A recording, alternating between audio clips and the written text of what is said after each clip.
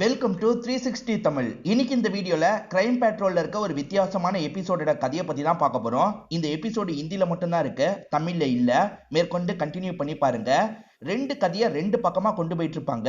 ஒரு இடத்துல இந்த ரெண்டு கதையும் ஜாயின் பண்ணுவாங்க. ரொம்பவே சூப்பரா இருக்கும். நீங்க கொஞ்சம் கூட எதிர்பார்க்காத நிறைய ட்விஸ்ட் அண்ட் டர்ன்ஸ்லாம் இந்த கதையில வச்சிருப்பாங்க.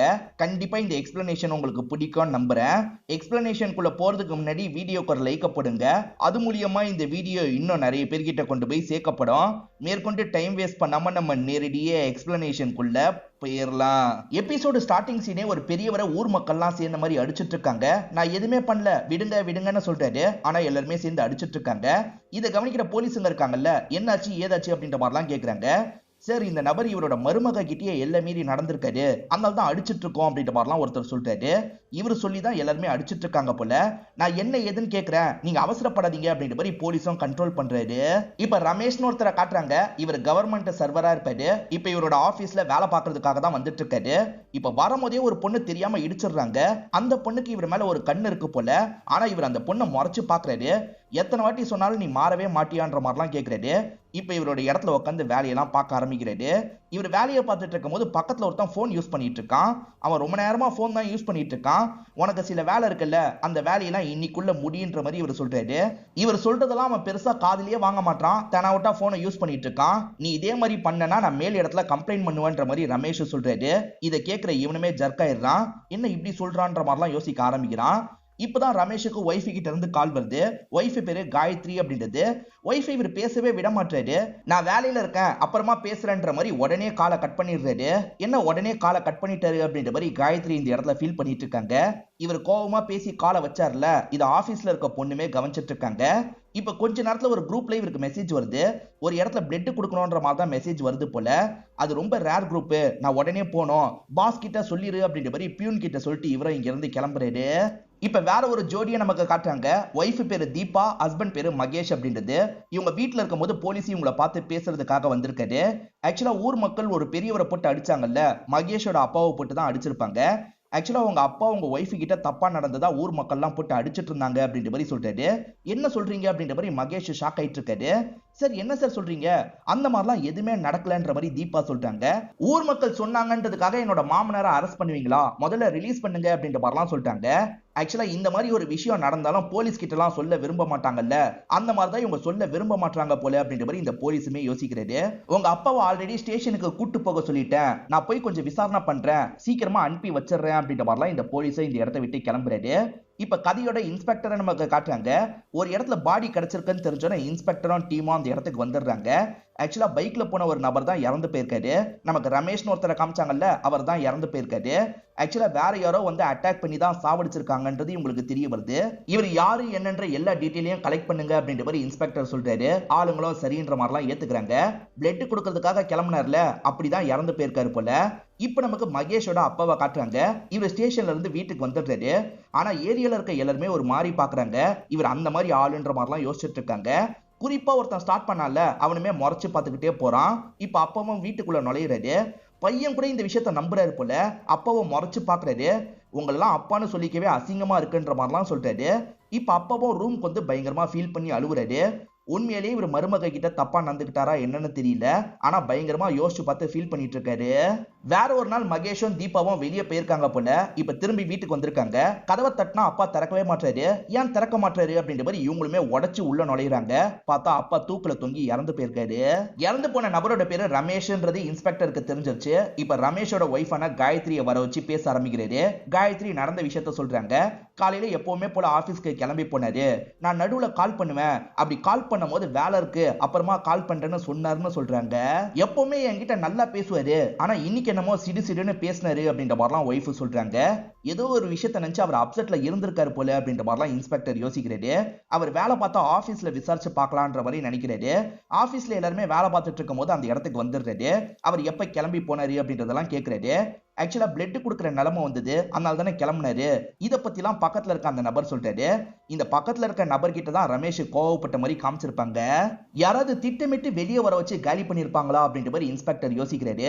ஆபீஸ்ல இருக்கவங்க கிட்ட இன்னும் நல்லா விசாரிச்சு பாருங்க, வேற ஏதாவது தகவல் கிடைக்கும்ன்ற மாதிரி ஆளுங்க கிட்ட சொல்றாரு. ஆளுங்களும் சரின்ற மாதிரிலாம் இந்த இடத்துல ஏத்துக்கிறாங்க. மகேஷ் அப்பா இறந்து போனார்ல, இப்ப போலீஸும் அந்த ஸ்பாட்டுக்கு வந்துடுறாங்க. அவர் லெட்டரும் எழுதி வச்சிருக்காரு. என் மேல எந்த தப்புமே இல்ல, பொய்யான குற்றச்சாட்டை என் மேல வச்சிட்டாங்க, அதை தாங்கிக்க முடியாம தான் இந்த முடிவை எடுத்துட்டேன்ற மாதிரி தான் எழுதியிருக்காரு. இதெல்லாம் இவங்க சோகமா பார்த்துட்டு இருக்காங்க. இன்ஸ்பெக்டர் அசிஸ்டன்ட் இருக்கார்ல, ஆபீஸ்ல இருக்க பியூன் கிட்ட விசாரிக்கிறாரு. இந்த பியூனும் ஒரு விஷயத்த சொல்ல ஆரம்பிக்கிறாரு. ஆக்சுவலா இதே ஆபீஸ்ல ஒரு பொண்ணுக்கு ரமேஷ் மேல கண்ணு இருக்கு பாத்தீங்களா, சைன் வாங்குற சாக்குல அவரை இடிச்சுக்கிட்டே இருப்பாங்க. அவர் பல வாட்டி சொல்லியிருப்பாரு, கேட்காம இவங்க தொல்லை பண்ணிக்கிட்டே இருக்காங்க. இதனால இவரும் கோவப்பட்டு பேசுறாரு. எனக்கு கல்யாணம் ஆயிடுச்சுன்னு எத்தனை வாட்டி உங்ககிட்ட சொல்றது, நீ கேட்க மாட்டியான்ற மாதிரி கத்திடுறாரு. எல்லாருமே அதை கேட்டிருப்பாங்க. இந்த லேடிக்கு கொஞ்சம் அசிங்கமா போயிருக்கும். இந்த லேடி அதை மனசுல வச்சு ஏதாவது பண்ண வாய்ப்பு இருக்குன்ற மாதிரி யோசிக்கிறாங்க. நீங்க ஏதாவது பண்ணீங்களா அப்படின்ற மாதிரி கேட்கிறாங்க. சார், அவர் மேல எனக்கு கோவம்லாம் கிடையாது சார், அவர் எனக்கு ரொம்ப பிடிக்கும், நான் அதுக்காக தான் இந்த மாதிரிலாம் பண்ணேன், அவர் வேணான்னு சொன்னதுல இருந்து கொஞ்சம் அவாய்ட் பண்ண ஆரம்பிச்சிட்டேன் அப்படின்ற மாதிரிலாம் சொல்றாங்க. சரி, ரமேஷை பத்தி பக்கத்து வீட்டுல இருக்கவங்க கிட்ட விசாரிச்சு பார்க்கலாம் அப்படின்ற மாதிரி யோசிக்கிறாங்க. அந்த மாதிரி பக்கத்து வீட்டு லேடி கிட்ட கேட்கறாங்க. அந்த லேடியும் ஒரு விஷயத்த சொல்றாங்க. அதாவது ரமேஷ் இருக்காரு பாத்தீங்களா, நிஷான்ற ஒரு பொண்ணை பைக்ல கூட்டு போயிருப்பாரு. ரெண்டு பேருமே சிரிச்சு பேசிக்கிட்டே போயிருப்பாங்க. அவங்க போய் கொஞ்ச நேரத்துல தான் ஒய்ஃப் காயத்ரி இருக்காங்கல்ல வீட்டுக்கு வந்திருப்பாங்க. உடனே இந்த லேடி இருக்காங்கல்ல, யார் அந்த பொண்ணு, அவ்வளவு சிரிச்சு பேசிட்டு போனா அப்படின்ற மாதிரிலாம் கேக்குறாங்க. என் ஹஸ்பண்டோட சொந்தக்கார தங்கச்சி தான்க்கா அப்படின்ற மாதிரி காயத்ரி சொல்லியிருப்பாங்க. காயத்ரி தங்கச்சின்னு சொன்னா, ஆனா என்னால இந்த விஷயத்த நம்ப முடியல, ஏன்னா ரெண்டு பேருமே ரொம்ப நெருக்கமா இருந்தாங்க அப்படின்ற மாதிரி சொல்றாங்க. யார் அந்த பொண்ணுன்ற மாதிரி இப்ப காயத்ரி கிட்ட கேக்குறாங்க. சரி, எனக்கு அந்த பொண்ணு யாருன்னே தெரியாது, சொந்தக்கார பொண்ணுன்ற மாதிரி தான் அவர் வீட்டுக்கு கூட்டு வந்தாரு அப்படின்ற மாதிரி சொல்லிட்டாங்க. எந்த சொந்தக்காரங்களோட பொண்ணுன்ற மாதிரிலாம் இவங்க கேட்டிருப்பாங்க. அந்த சொந்தக்காரங்களும் உனக்கு தெரியாது, அவங்களோட பொண்ணு தான், கொஞ்ச நாள் இருக்க போறா, எனக்கு தங்கச்சி முறை அப்படின்ற மாதிரிலாம் சொல்றாரு. இவங்களுமே ஏத்திருப்பாங்க. அந்த பொண்ணு எத்தனை நாள் இருந்திருப்பா அப்படின்ற மாதிரி இன்ஸ்பெக்டர் கேட்கிறாரு. ஒரு 20 நாள் கிட்ட இருந்திருப்பா சார், இப்ப கொஞ்ச நாளைக்கு முன்னாடி தான் கிளம்பி போனா அப்படின்ற மாதிரி காயத்ரி சொல்ல ஆரம்பிக்கிறாங்க. ஆக்சுவலா அந்த பொண்ணுக்கு வேற ஒரு ஸ்டேட்ல வேலை கிடைச்சிருக்கு போல, நான் கிளம்புறேன்ற மாதிரி திங்ஸ் எல்லாம் எடுத்து வச்சிட்டு இருக்கா, இன்னும் கொஞ்ச நாள் இருந்துட்டு போலாம்ல அப்படின்ற மாதிரி இவங்க கேக்குறாங்க. இல்ல வேலையில நான் உடனே ஜாயின் பண்ணோம் அப்படின்ற மாதிரி அந்த பொண்ணு கிளம்பி இருப்பா. சரி, அந்த பொண்ணுக்கும் அவங்க ஹஸ்பண்டுக்கும் நடுவுல ஏதாவது போச்சா அப்படின்ற மாதிரி கேக்குறாங்க. இல்ல சார், அந்த மாதிரிலாம் இருக்க வாய்ப்பு இல்ல, என் ஹஸ்பண்ட் ரொம்ப ஒழுக்கமானவர் அப்படின்ற மாதிரி சொல்றாங்க. சரி, அந்த நிஷாவோட போட்டோவை காட்டுங்கன்ற மாதிரி கேக்குறாங்க. காயத்ரி கிட்ட போட்டோ இருக்கு போல, இதுதான் போட்டோன்ற மாதிரி காட்டிடுறாங்க. அப்படியே கட் பண்ணி நமக்கு மகேஷ் தீபாவை காட்டுறாங்க. ஆக்சுவலா தீபா இருக்காங்கல்ல, மகேஷை மிரட்டுற மாதிரி பேசுறாங்க. அதாவது உன்னோட அப்பாவோட சாவுக்கு நீ தான் காரணம்ன்றது எனக்கு தெரியும், அதை பத்தி நான் போலீஸ் கிட்ட சொன்னா வாழ்க்கை முழுக்க நீ ஜெயில தான் இருப்பன்ற மாதிரி ஹஸ்பண்ட மிரட்டுறாங்க. ஹஸ்பண்டுமே கோவப்பட்டு பேசுறாரு. என்கிட்ட இதுக்கப்புறம் கோவப்படுற வேலை எல்லாம் வச்சுக்காத, தண்ணி காலி ஆயிடுச்சு, போய் புடிச்சிட்டு வா அப்படின்ற மாதிரி சொல்றாங்க. மகேஷ் இந்த தீபா கிட்ட நல்லா லாக் ஆயிருக்காரு போல, எதிர்த்து பேச மாட்டாரு. இப்ப கிளாஸை வாங்கி தண்ணி எடுக்கிறதுக்காக போறாரு. இப்ப இன்ஸ்பெக்டரும் அசிஸ்டன்ட்டும் டிஸ்கஸ் பண்றதை நமக்கு காட்டுறாங்க.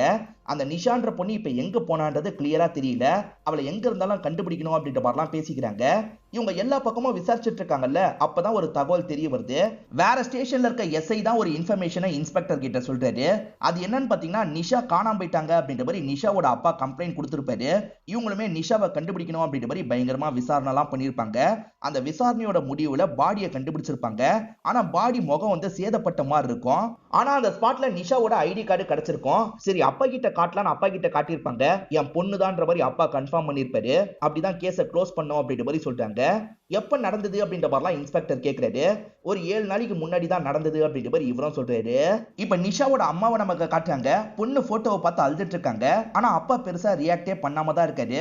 எதுக்காக இப்ப அழுதுட்டு இருக்க, அமைதியா இருன்ற மாதிரிலாம் ஒய்ஃபை திட்டிட்டு இருக்காரு. அப்பன்னு பார்த்து யாரோ காலிங் பெல் அடிக்கிறாங்க. யாரா இருக்கும்ன்ற மாதிரி நிஷாவோட அப்பாவும் கதவை திறக்கிறாரு. பார்த்தா எஸ்ஐ தான் இன்ஸ்பெக்டரை கூட்டிட்டு இந்த இடத்துக்கு வந்திருக்காரு. இவர் உங்களுக்கு சொந்தக்காரரா அப்படின்ற மாதிரி ரமேஷ் போட்டோவை காட்டுறாரு. இல்ல சார், இந்த மாதிரி யாருமே எங்களுக்கு சொந்தக்காரங்க இல்லன்ற மாதிரி அப்பா சொல்றாரு. இல்ல, உங்க பொண்ணு நிஷா இவர் வீட்டுல தான் கொஞ்ச நாள் தங்கியிருக்கா, அதனால தான் கேட்கறேன்ற மாதிரி இன்ஸ்பெக்டர் சொல்றாரு. சார், அது எங்க பொண்ணா இருக்காது, வேற ஏதாவது பொண்ணா இருக்கும், ஏற்கனவே பொண்ணை இழந்த துக்கத்துல நாங்க இருக்கோம், தயவு செஞ்சு டிஸ்டர்ப் பண்ணாம போங்கன்ற மாதிரி சொல்றாரு. இன்ஸ்பெக்டரும் டீமும் கிளம்பிடுறாங்க. இப்ப தீபா இருக்காங்கல்ல, ஹஸ்பண்ட் மேல தண்ணியை ஊத்தி எழுப்புறாங்க. உனக்கு என்னதான் பிரச்சனை அப்படின்ற மாதிரி கோவப்படுறாரு. சொல்றாரு. வீட்டு வேலையெல்லாம் யார் பாப்பா, போய் பாருங்கன்ற மாதிரி சொல்லிட்டாங்க. எது வீட்டு வேலை பார்க்கணுமான்ற மாதிரி இவர் கேட்கிறாரு. ஆமா, இதுக்கப்புறம் நீங்க தான் பார்க்கணும், நீங்க பண்ண காரியம் அப்படி அப்படின்ற மாதிரிலாம் சொல்றாங்க. அப்படி இவர் என்னதான் தப்பு பண்ணாரு, ஒய்ஃப் எதுக்காக இந்த மாதிரி டார்ச்சர் பண்றாங்கன்னு தெரியல, இவருமே பண்ணலான்ற மாதிரி வேலையை பார்க்கறதுக்காக போறாரு. அப்பாவை பொறுத்த வரைக்கும் ரமேஷ் யாருன்னே தெரியலன்னு சொல்லிட்டாரு. ஆனா ரமேஷை பொறுத்த வரைக்கும் சொந்தக்கார பொண்ணுன்ற மாதிரி வீட்டுக்கு கூட்டு போயிருக்காரு. என்ன கதைன்றதே கிளியரா புரிய மாட்டேங்குது அப்படின்ற மாதிரி இவங்க யோசிச்சுட்டு இருக்காங்க. அப்பா கொஞ்சம் பதட்டமா பேசியிருப்பாரு. அதனால இன்ஸ்பெக்டருக்கு அப்பா மேல டவுட் இருக்கு. அவர் மேல ஒரு கண்ணை வச்சுக்கோங்க அப்படின்ற மாதிரிலாம் சொல்லிட்டாரு. இப்ப அப்பாவை நமக்கு காட்டுறாங்க. அப்பா யாரையோ பாக்குறதுக்காக ஒரு இடத்துக்கு வந்திருக்காரு. அந்த நபர் கார்ல தான் வராரு. அந்த நபர் கிட்ட போலீஸ் வந்து விசாரிச்சதை பத்தி சொல்றாரு. ஏதாவது பிரச்சனை வருமான்ற மாதிரி கேட்கிறாரு.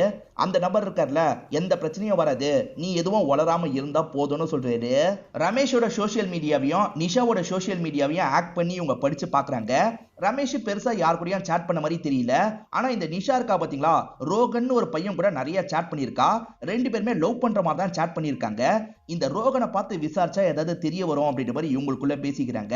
இப்ப ரோகன் இருக்கார்ல, அம்மா கிட்ட சொல்லிட்டு டியூஷனுக்கு கிளம்பலாம்னு நினைக்கிறாரு. இவர் கிளம்புறதுக்காக வாசல் கிட்ட வரும்போது போலீஸுங்க வந்துடுறாங்க. வந்த போலீஸுங்க இருக்காங்கல்ல, உனக்கு நிஷாவோ தெரியுமான்னு கேக்குறாங்க. தெரியும்ன்ற மாதிரி இவரும் சொல்லிட்டாரு. நிஷாவோ நானும் லவ் பண்ணிட்டு இருக்கோம் அப்படின்ற மாதிரிலாம் சொல்லிட்டாரு.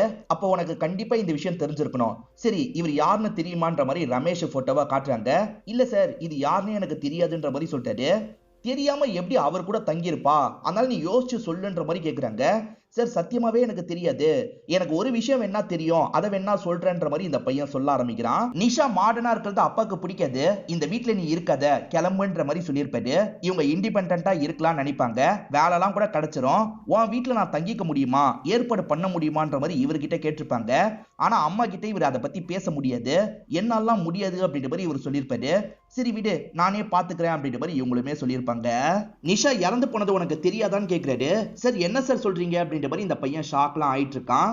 இப்ப தீபாவை நமக்கு காட்டுறாங்க. தீபாவோட ஹஸ்பண்ட் இருக்கார்ல, காலெல்லாம் அமுக்கி விட்டுட்டு இருக்காரு.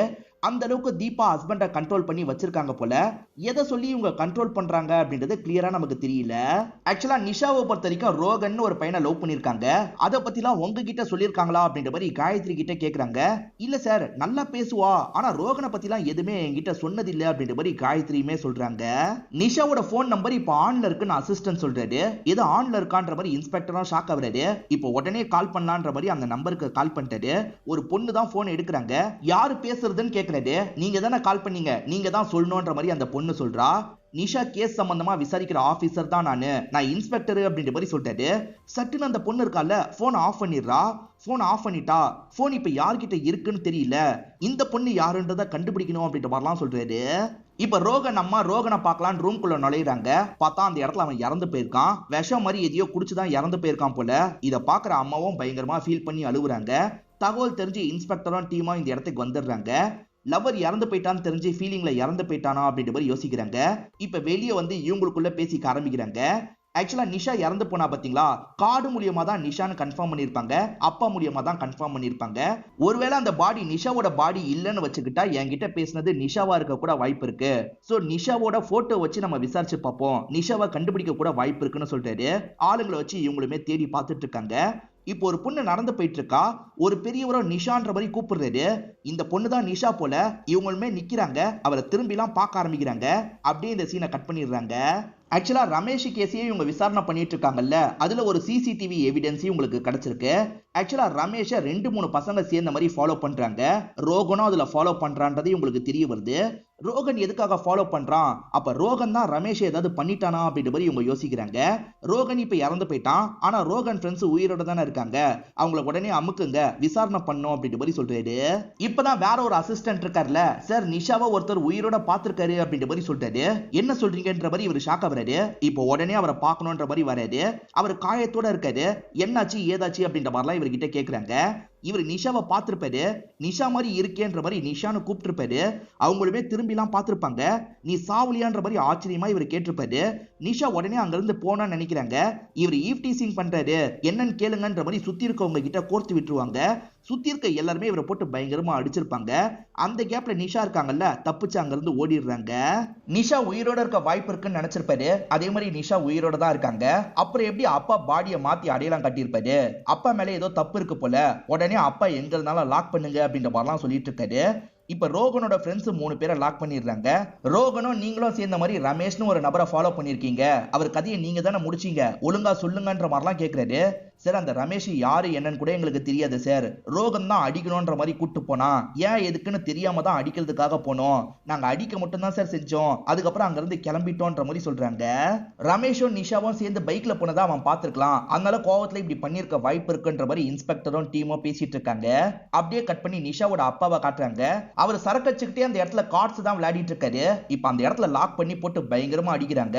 ஒழுங்கா உண்மையை சொல்லு, உன் பொண்ணு சாவலன்றது உனக்கு தெரியும், அப்புறம் எதுக்காக போய் அடையாளம் காட்டினேன் அப்படின்ற மாதிரிலாம் கேக்குறாங்க.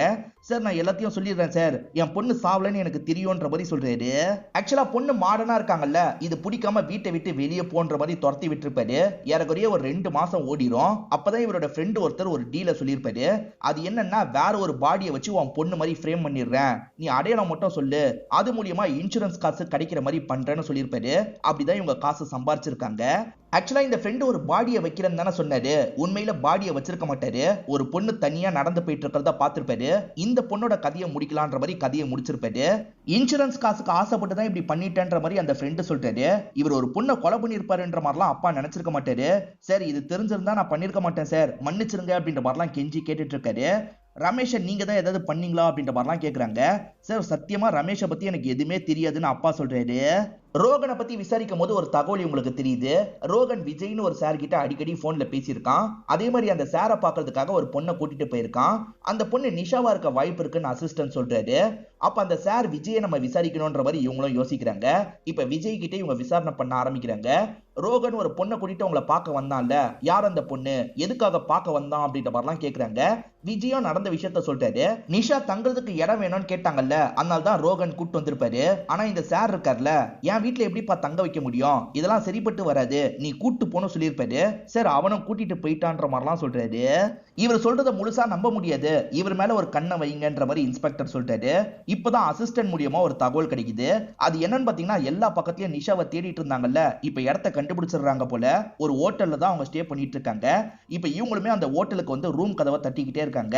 நிஷா தான் கதவை திறக்கிறாங்க. வாமா கிளம்பலான்ற மாதிரி நிஷாவை அரெஸ்ட் பண்ணி இவங்களுமே ஸ்டேஷனுக்கு கூட்டு வந்துடுறாங்க. நீ ரமேஷ் வீட்டுல ஸ்டே பண்ணல அப்படின்ற மாதிரி கேக்குறாங்க. ஆமான்ற மாதிரி இவங்களும் ஒத்துக்கிறாங்க. நீ கிளம்பி போய் கொஞ்ச நாள்ல ரமேஷ் கொல்லப்பட்டிருக்காரு, நீயும் தலைமறைவா இருந்திருக்க, நீ தானே இந்த கொலையை பண்ண, ஒழுங்கா சொல்லுன்ற மாதிரிலாம் கேக்குறாரு. இவங்களுமே எனக்கு தெரிஞ்ச விஷயத்த சொல்லிடுறேன்ற மாதிரி சொல்ல ஆரம்பிக்கிறாங்க. இவங்க ரமேஷ் வீட்டுல தங்க ஆரம்பிச்சு அப்படியே நாட்கள் ஓடிட்டு இருக்கு. ரமேஷ் குளிச்சிட்டு இருக்காரு. காயத்ரி துண்டு எடுத்துட்டு வா அப்படின்ற மாதிரி சொல்றாரு. காயத்ரி ஃப்ரீயா தான் இருக்காங்க. ஆனா என்ன பண்றாங்கன்னா, வேணும்ட்டே கையில மாவு இருக்கிற மாதிரி மாவெல்லாம் எடுத்து வச்சுக்கிறாங்க. என் கை முழுக்க மாவு இருக்குமா, நீ போய் துண்டை தான்ற மாதிரி இந்த பொண்ணு கிட்ட சொல்றாங்க. ஏன் இவங்க இப்படி பண்றாங்கன்ற மாதிரி இந்த பொண்ணுக்கு தோணுது. இந்த பொண்ணுமே துண்டை தரதுக்காக போறாங்க. பாத்ரூம்ல இருக்க ஹஸ்பண்ட் இருக்கார்ல, ஒய்ஃப்னு நினைச்சு கையை இழுக்கிறதுக்கு பாக்குறாரு. அதுக்கப்புறம் தான் இந்த பொண்ணுன்னு தெரிய வருது. சாரின்ற மாதிரிலாம் விலகி போறாரு. நம்மளையும் ரமேஷையும் சேர வைக்கிறதுக்காக தான் காயத்ரி இப்படி பண்றாங்க போல அப்படின்ற மாதிரி இந்த நிஷாக்கு தோண ஆரம்பிச்சிருக்கோம். வேற ஒரு நாள் அது கன்ஃபார்மே ஆயிடுச்சுன்ற மாதிரி இந்த பொண்ணு சொல்றாங்க. இவங்க இப்ப சொல்றத விஷுவலா நமக்கு காட்டுறாங்க. ஆக்சுவலா காயத்ரி இருக்காங்கல்ல, இந்த பொண்ணுக்கு என்ன வச்சுக்கிட்டே பேசிட்டு இருக்காங்க. ஆக்சுவலா எங்க 2 பேருக்கு கல்யாணம் ஆகி 3 வருஷம் ஆயிடுச்சு, எங்க 2 பேருக்குமே குழந்தை இல்ல, நீ நினைச்சா எங்களுக்கு ஹெல்ப் பண்ண முடியும்ன்ற மாதிரி சொல்றாங்க. அதாவது நீ வாடகை தாயா இருக்கணும், ப்ளீஸ் எனக்காக இதை பண்ணித்தான்ற மாதிரி கேக்குறாங்க. நீங்க என்ன பேசிட்டு இருக்கீங்க, இதெல்லாம் என்னால பண்ண முடியாதுன்ற மாதிரி இந்த பொண்ணு சொல்றா. ரமேஷ் நல்ல ஒரு மாதிரி காட்டிப்பாரு, ஆனா அவருக்கும் இப்படி ஒரு பிளான் இருக்கு போலன்ற மாதிரி இந்த பொண்ணு யோசிச்சிருப்பா. ரமேஷை பார்த்து இந்த விஷயத்தெல்லாம் சொல்லியிருப்பா. இது கேட்கிற ரமேஷ் பயங்கரமா ஷாக் ஆகுறாரு. எது இந்த மாதிரி என்னோட ஒய்ஃப் சொன்னாலா, அந்த மாதிரிலாம் எனக்கு ஐடியா இல்லைன்னு சொல்லியிருப்பாரு. ரமேஷோட சொந்தக்காரர்னு சொல்லி தானே நீ வீட்டுக்குள்ள வந்த, ரமேஷ்க்கும் உனக்கும் என்ன சொந்தம்ன்ற மாதிரி இன்ஸ்பெக்டர் கேட்கிறாரு. சார் நான் ரமேஷோட சொந்தக்கார பொண்ணுன்னு வீட்டுக்குள்ள நுழையில, காயத்ரியோட சொந்தக்கார பொண்ணுன்னு தான் வீட்டுக்குள்ள நுழைஞ்சன்ற மாதிரி இவங்க சொல்றாங்க. ஆக்சுவலா காயத்ரி தான் என்னோட சொந்தக்கார பொண்ணுன்ற மாதிரி சொல்லியிருப்பாங்க. ஹஸ்பண்டும் எந்த விதத்துல சொந்தம்ன்ற மாதிரிலாம் கேட்டிருப்பாரு. ஒய்ஃப் சமாளிக்கிற மாதிரி சில விஷயங்களை சொல்லியிருப்பாங்க. என் பாய் ஃப்ரெண்டு ரோகன் விஜய்னு ஒரு சார் கிட்ட கூட்டு போனா, அந்த சார் தான் காயத்ரி அறிமுகப்படுத்தி வச்சாரு. போய் சொன்னா என் வீட்டுல தங்கிக்கலான்ற மாதிரி காயத்ரி சொன்னாங்க. அதனால தான் காயத்ரி சொந்தக்காரங்கன்னு சொல்லி வீட்டுல தங்குனன்ற மாதிரிலாம் இந்த பொண்ணு சொல்றா. சோ விஜய் தான் ஹெல்ப் பண்ணிருக்காருன்றது இவங்களுக்கு தெரிஞ்சிருச்சுல. விஜய்க்கும் காயத்ரிக்கும் என்ன சம்பந்தம் அப்படின்றத விசாரிக்கிறாங்க. இதை தாண்டி நிறைய விஷயங்களை விஜய் கிட்ட விசாரிக்கிறாங்க. விஜய் என்ன சொல்றாருன்றதை நமக்கு காட்ட மாட்டாங்க. இப்ப போலீஸுங்க தீபாவோட வீட்டுக்கு வந்திருக்காங்க. எப்படி வந்தாங்கன்னு தெரியல. கதவை தட்டினா யாருமே திறக்க மாட்டாங்க. சரி கதை உடைச்சிட்டு உள்ள போலான்ற மாதிரி கதை உடைச்சிட்டு உள்ள வந்துடுறாங்க. பார்த்தா மகேஷை லாக் பண்ணி வச்சிருக்கிறது தெரிய வருது. யாரு லாக் பண்ணி வச்சா அப்படின்ற மாதிரிலாம் கேட்டுட்டு இருக்காங்க. என் ஒய்ஃப் தான்ற மாதிரி சொல்றாரு. அப்போ ஒய்ஃபே இந்த இடத்துக்கு வந்துடுறாங்க. ஆமா சார், நான் தான் டார்ச்சர் பண்றதுக்காக இப்படி பண்ணேன்னு சொல்றாங்க. ஏன் எதுக்குன்ற மாதிரிலாம் விசாரிக்கிறாங்க. இந்த இடத்துல ஒய்ஃப் சில விஷயங்களை ரிவீல் பண்றாங்க. இந்த தீபா சொல்றது மூலியமா குற்றவாளியை இன்ஸ்பெக்டர் கண்டுபிடிச்சிடுறாரு போல. இப்ப இன்ஸ்பெக்டர் இருக்காரு பாத்தீங்களா, மகேஷையும் காயத்ரியும் லாக் பண்ணி உட்கார வச்சிருக்காரு. நீங்க 2 பேர் சேர்ந்து தான் எல்லாத்தையும் பண்ணிருக்கீங்க, ஏன் பண்ணீங்க ஒழுங்கா சொல்லுங்கன்ற மாதிரி கேக்குறாரு. இவங்க 2 பேருமே எதுக்காக இந்த விஷயத்தெல்லாம் பண்ணாங்கன்றத சொல்ல ஆரம்பிக்கிறாங்க. மகேஷும் காயத்ரியும் காலேஜ் டைம்ல லவ் பண்ணிருப்பாங்க. ஆனா 2 பேருக்கும் வேற வேற குடும்பம் அமைஞ்சிருக்கும். திரும்பி எதர்ச்சியா மீட் பண்ணவங்க பழக ஆரம்பிச்சிருப்பாங்க. அதாவது அஃபேர்ல இவங்க இருக்க ஆரம்பிச்சிருப்பாங்க. என்ன நீங்க 2ஆவதா கல்யாணம் பண்ணிக்கிட்டா கூட எனக்கு ஓகேன்ற மாதிரி காயத்ரி சொல்றாங்க. சரி என்னோட அப்பா கிட்ட பேசுறேன்ற மாதிரி இவரும் சொல்றாரு. அப்பா 2ஆவதா ஒரு பொண்ணை நான் கல்யாணம் பண்ணிக்க போறேன்னு சொல்றாரு. இது 2ஆவது கல்யாணம் பண்ண போறியா? இதுக்கெல்லாம் நான் அலோவ் பண்ண மாட்டேன், உனக்கு அசிங்கமா இல்ல அப்படின்ற மாதிரிலாம் அப்பா திட்டுறாரு.